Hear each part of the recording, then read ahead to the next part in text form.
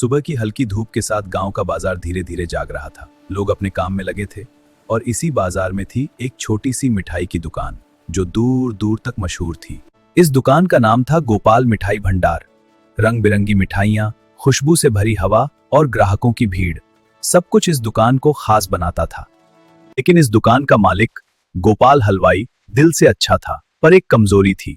उसे पैसे से बहुत प्यार था, इतना कि कभी कभी वो सही और गलत भूल जाता था। एक दिन एक ग्राहक मिठाई लेने आई। भैया मुझे ये मिठाई देना। हाँ जी, लीजिए। गोपाल ने मुस्कुराकर मिठाई तौली पर चुपके से तराजू में थोड़ा कम करा। धन्यवाद। और गोपाल को लगा जैसे उसने कोई चालाकी जीत ली हो।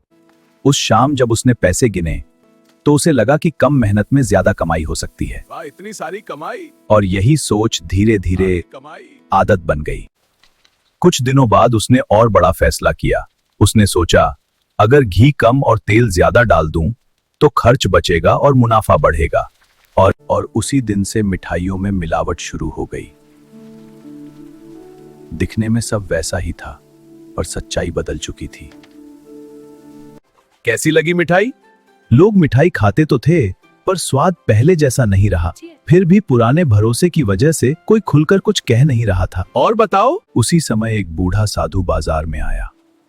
उसके चेहरे पर शांति थी और आंखों में गहराई। बाकी ग्राहकों की तरह नहीं, बस 2 लड्डू मांगने आया था। बेटा 2 लड्डू दे दे। गोपाल ने उसे देखा और मन ही मन हिसाब लगाया। उसे लगा इससे पैसा नहीं मिलेगा, इसलिए उसने ताजी मिठाई की जगह पुराने बासी लड्डू निकाल दिए। उस पल दया से ज्यादा लालच बोल रहा था। साधु ने मिठाई ली, न उसने शिकायत की न गुस्सा हुआ, बस मुस्कुराकर बोला, बेटा लालच से कमाया धन सुख नहीं देता। ये शब्द धीरे थे लेकिन उनमें सच्चाई गहरी थी। गोपाल ने बात हंसी में उड़ा दी। उसे लगा व्यापार में चालाकी ही समझदारी है और उसे भरोसा था कि उसकी दुकान ऐसे ही चलती रहेगी। पर सच अक्सर देर से समझ आता है। अगले ही दिन सुबह एक आदमी गुस्से में दुकान पर आया। उसकी आवाज कांप रही थी। उसका बच्चा मिठाई खाने के बाद बीमार पड़ गया था। तुम्हारी मिठाई से मेरा बच्चा बीमार हो गया। कुछ देर में एक और शिकायत आई, फिर दूसरी, और देखते ही देखते लोगों की भीड़ जमा हो गई। भरोसा जो सालों में बना था अब टूटने लगा था। कुछ ही दिनों में दुकान सूनी हो गई। जहां कभी भीड़ थी, अब सन्नाटा था। और उस सन्नाटे में गोपाल की बेचैनी साफ दिख रही थी। तब उस शाम गोपाल अकेला बैठा था। सामने मिठाइयां थीं, पर खरीदने वाला कोई नहीं। तभी उसे साधु की बात याद आने लगी।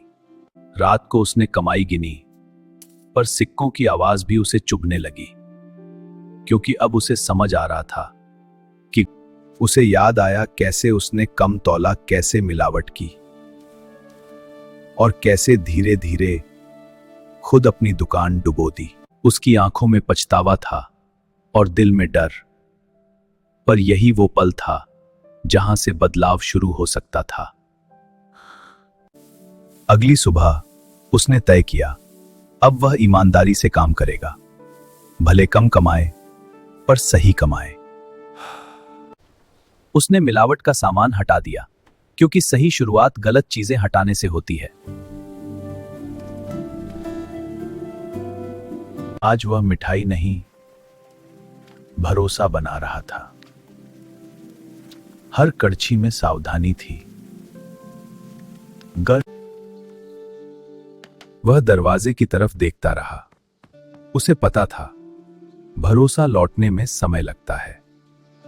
और सबसे पहले एक छोटा बच्चा अंदर आया। अंदर आओ बेटा, गर्मा गर्म गुलाब जामुन है। देखो कैसे उबल रहे हैं, कितने अच्छे लग रहे हैं। और उसी पल उम्मीद भी कौर। देखो बेटा, बिल्कुल सही तौल है। वाह पापा, माँ देखो ना। हाँ, माँ सब देख रही हैं। माँ ने सब देखा और उसे फर्क समझ आया। धीरे धीरे लोग वापस आने लगे, पहले संदेह से, फिर भरोसे से।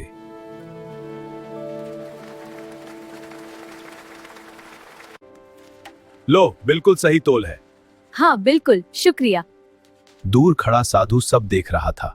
उसे पता था सीख पूरी हो चुकी है। गोपाल ने उसे देखा और बिना शब्दों के हाथ जोड़ दिए। ईमानदारी सबसे मीठी चीज है, और इस बार गोपाल ने बात दिल से सुनी। हाँ बाबा। उस रात गोपाल की दुकान ही नहीं, उसका दिल भी रोशन था। और अगर आपको भी ऐसी दिल छू लेने वाली कहानियां पसंद हैं, तो वीडियो को लाइक करें और चैनल को सब्सक्राइब करना न भूलें।